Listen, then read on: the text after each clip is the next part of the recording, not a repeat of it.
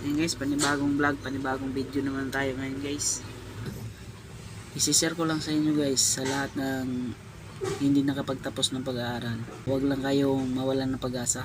Palagi lang tayo tumatawag sa ating Panginoon at saka humihingi sa Kanya ng kung anong gusto natin sa ating buhay. Dahil walang imposible sa Panginoon guys kung tayo ay lalapit sa Kanya. Nagpapasalamat ako sa Panginoon, hindi niya ako pinabayaan.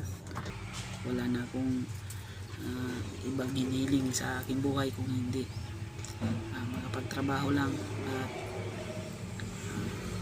mapakain ko ng maayos ang aking pamilya at hindi magutom ang aking pamilya at saka makapag-aral yung aking anak. Yan lang po hinihingi ko sa Panginoon. Sa aking trabaho guys, talagang mahirap kasi wala namang trabaho na hindi mahirap. Lahat naman ay mahirap, pero kakayanin para sa pamilya.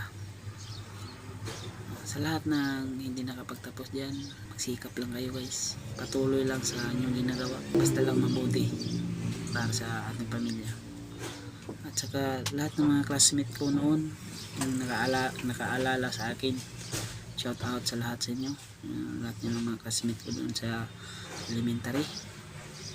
Shout out sa inyong lahat, sa lahat ng nakakilala sa akin, shout out. Lalo na yung mga classmate ko noon, sana nandiyan kayo sa mabuting kalagayan at saka masayang pamilya. Yung mga classmate ko noon na hindi nakapagtapos katulad ko, huwag kayong mawalan ng pag-asa guys. Magtiyaga lang tayo at manalig tayo sa ating Panginoon. Hindi tayo pababayaan ng Panginoon guys. Sasabihin ko yan sa inyo, walang imposible sa Panginoon. Kahit wala ka pang grado o nakapagtapos ka ng pag-aaral, kapag ang Panginoon na ang bibilis sa iyong buhay. Kaya sa lahat ng mga classmate ko, shout out, mabuhay po kayong lahat.